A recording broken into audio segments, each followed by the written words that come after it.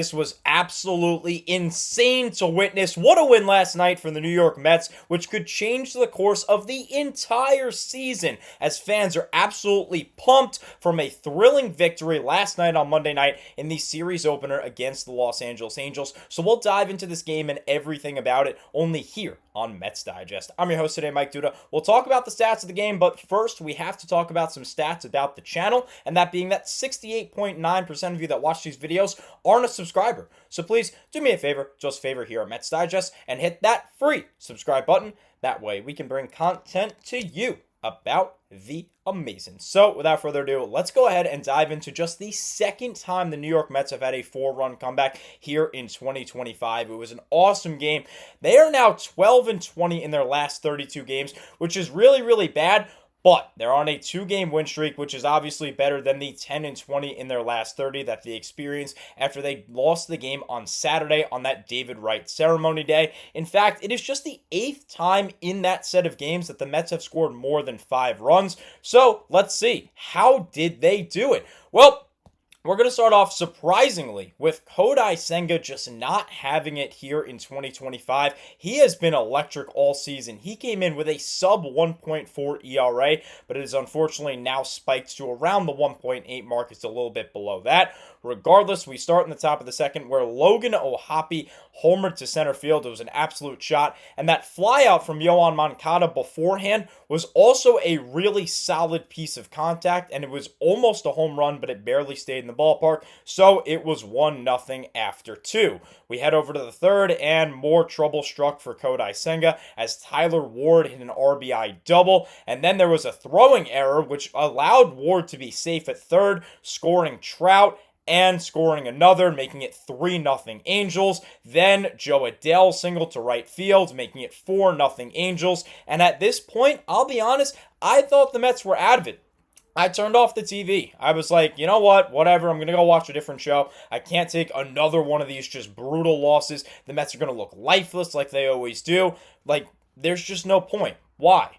Well, I turned the game back on in a little bit, because I'm a Met fan, so I have to turn the game back on. I always do. And I see Brett Batty going deep. A 404-foot shot. It was a 2-run homer, so good for Batty.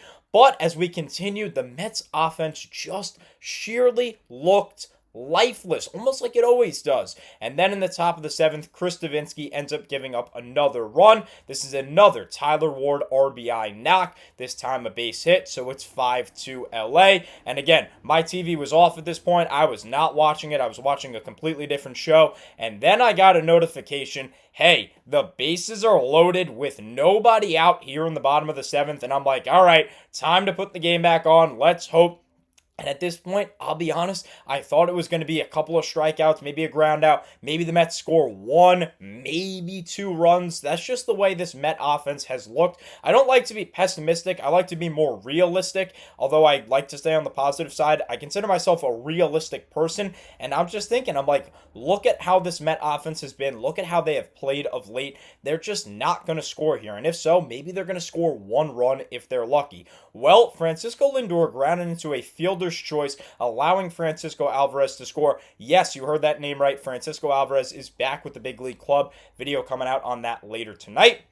And then Lindor steals second. So now it's runners on second and third. The bat is in Juan Soto's hand. Nobody else you'd rather have swinging it. And he does his job. A 2 RBI base knock to tie up the game here in the bottom of the 7th. And then we'll move over to the 8th after a clean inning from Brooks Raley. We'll talk about this bullpen in just a little bit. And off a new pitcher, Ronnie Mauricio grounded out into a fielder's choice. Now, I didn't think this was a fielder's choice. This was Yoan Moncada fielded it at third base, had plenty of time, threw the ball pretty cleanly to O'Hoppe behind the plate, and the catcher, O'Hoppe, simply just dropped the ball, allowing a run to score. Brett Batty scored on that error by O'Hoppe. Alvarez was safe at third. Yes, Alvarez was back on base. Then Brandon Nimmo did his job, hit a sac fly, scoring Francisco Alvarez, and the Mets had a 7-5 lead that they never looked back from. So I've talked about Alvarez a lot. Let's go ahead and take a look at the hitting stats. Brandon Nimmo, of course, had that sac fly. That's his RBI. He also walked. Francisco Lindor, sadly, continues to struggle. He has he's been hitless in his last 27 at-bats, and the man 2 spots below him in the lineup, Pete Alonso, is just 2 for his last 29. So very, very poor on both of those ends. But the main guy, the other main guy out of the big four in Juan Soto, went 1 for 4. He only had 1 hit, but that hit was critical. It came with runners in scoring position. It came with, I believe, 2 outs as well, which is even more impressive. We'll go back to that inning. It was actually 1 out. So Soto did his job, runners in scoring position, and the stats on Soto with runners in scoring position has been really, really bad all season. So it's great to see Juan actually knock in those runners that were on base. Interesting stat that I heard, Juan Soto has not hit a 3-run homer yet this year. He's got 24 home runs. None of them have been 3-run shots and no grand slams, which goes to the point that he has not been hitting well with runners in scoring position, but he did his job last night. Jeff McNeil had a hit as well because Jeff McNeil is awesome and we all love McNeil. Even Mark Vientos had a base hit, and it was the show of Brett Batty last night. As you heard, he had that home run, 2 RBIs, drew a walk, 1 for 3, scored 2 runs. Francisco Alvarez had a really, really nice night, 1 for 2 with 2 runs scored and 2 walks. We'll dive into that when I talk about Alvarez and him getting re-promoted back to the MLB, and I believe it was Kodai Senga who got sent down to AAA. But again, video coming on that later.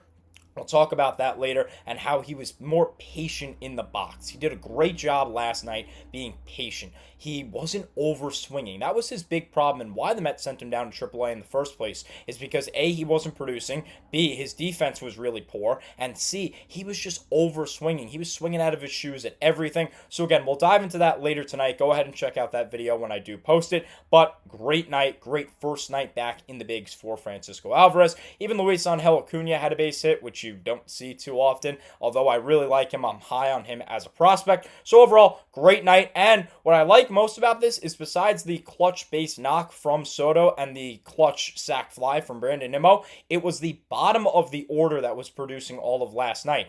Batty, Alvarez, Acuna, Vientos, all of these guys who are towards the bottom, the 6 through 9 in the lineup, were doing their jobs, which has been a big problem for the Mets all year, as they've really just relied on the big four. So great job to the bottom of the lineup, great job to the offense overall. And it really wasn't a great job, like I said, by Kodai Senga. Just not a good night overall. 3 innings, 4 hits, 4 runs, all earned, 3 walks. Yes, he had 5 Ks in 3 innings on 73 pitches. He was on a pitch count, by the way, as he's coming back from injury.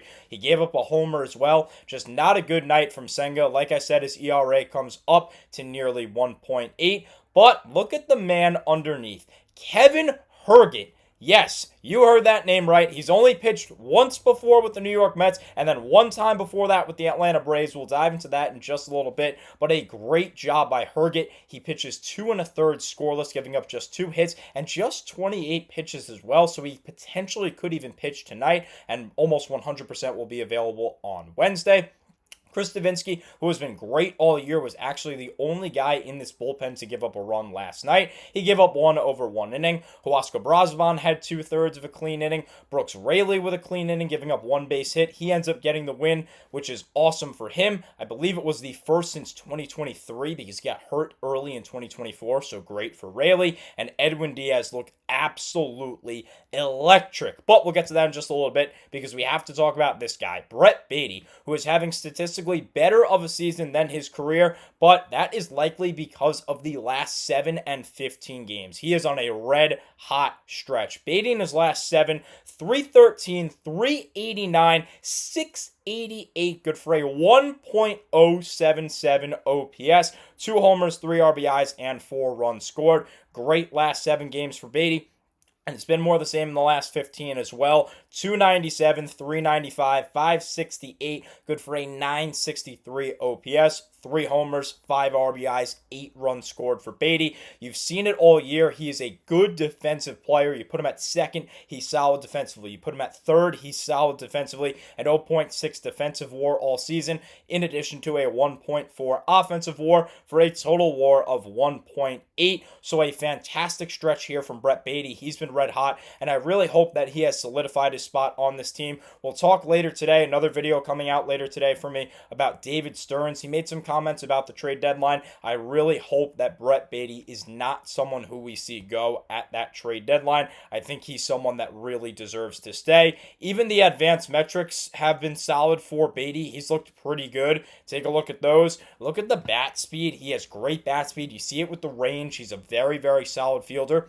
Overall, the expected stats are pretty solid. He doesn't chase the ball. All right, he doesn't square up the ball and get the sweet spot. Okay, he's still showing power numbers because as you saw here, he still has 11 homers and 33 RBIs and 232 at-bats. That's pretty solid when you're talking about a guy who hits in the 7, 8, or 9 hole. That's good production. I don't mind that at all. And yes, he strikes out a little bit and doesn't draw too many walks, but overall, very, very solid season, and I'm very happy right now with Brett Batty and the way that he's played. But as I just showed you a little bit earlier, let's look at this bullpen. I told you the Senga line, it was not good at all. 3 innings, gave up those 4 runs, gave up a homer, 3 walks, just didn't look good. But, like I mentioned, Kevin Herget, 2 1/3 clean, just 2 hits given up. In fact, this is only the 3rd time that he's pitched all season here in 2025. He gave up an earned run over 2 2/3 on April 29th with the Mets, then didn't pitch again until the 1st of the month, and he was actually with the Braves. Funny enough, a home game against the Angels where he pitched a scoreless inning, and then last night he absolutely shoved back at home against the Angels.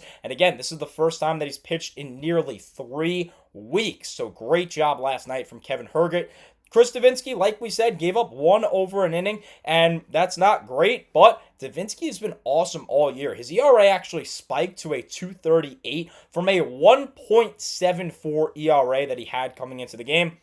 Over 10 1/3 innings pitched. That is now, of course, 11 1/3 innings pitched. So, not the best night for Davinsky, but he still did his job. He still kept the Mets in it, even though he gave up the 1 run, and he has been awesome all year, so no room to harp here on Chris Davinsky. Huascar Brazoban was great, got 2 outs, including a K. Brooks Raley picks up the win, finally, I believe, again, like I said, first one since 2023. Great to have him back. He's a very, very solid piece, especially because this bullpen has really struggled to get to Edwin Diaz. I think Raley will be a great setup man down the stretch, and he's someone that can help get to Edwin Diaz in those close games. He pitched 1 inning, giving up just 1 hit, and then Edwin Diaz, 1 inning, no runs, no hits, no walks, 3 strikeouts, and he blew fastballs by everyone, including Mike Trout, who was one of the best players in baseball for years and years, arguably one of the best players in the history of baseball. He was no match for Edwin Diaz, who was electric.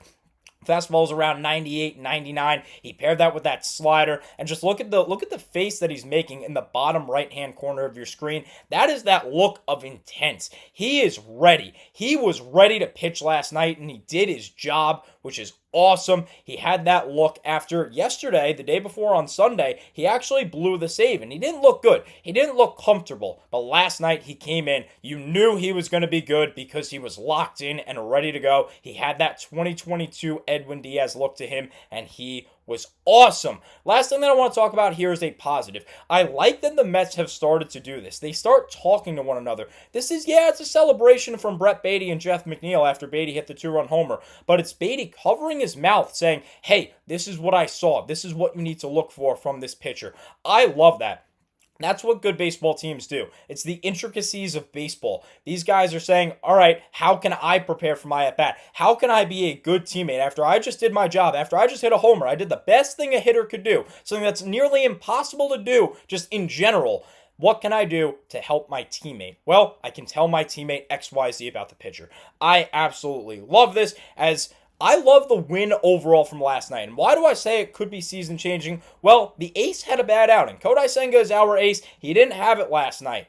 It was 4-0. It was 4-0. The game felt over, like I was saying when I went through my storyline about watching the game. But Brett Batty, as you see on your screen, he stays hot. He keeps us in it. Then we give up a run, but then we scratch out another run. So it's 5-3. And like I said, bases loaded, no outs. Feels like we wouldn't get a run. Maybe we would get 1, but it just did not feel like we were going to tie or take the lead. And then with some luck and some clutch hitting from Juan Soto, here we go. Next thing you know, it's 7-5 New York. And Edwin just looked absolutely electric. I mean, the guy looked phenomenal last night. Great win, as now the Mets are 8-2 in their City Connect jerseys. Awesome win last night. So let me know, do you agree down below? Was this win awesome? Could it change the course of the season? Let me know your thoughts about everything I talked about today. Unfortunately, that's all the time I have for you in today's video. Thank you so much, as always, for watching, and let's go Mets.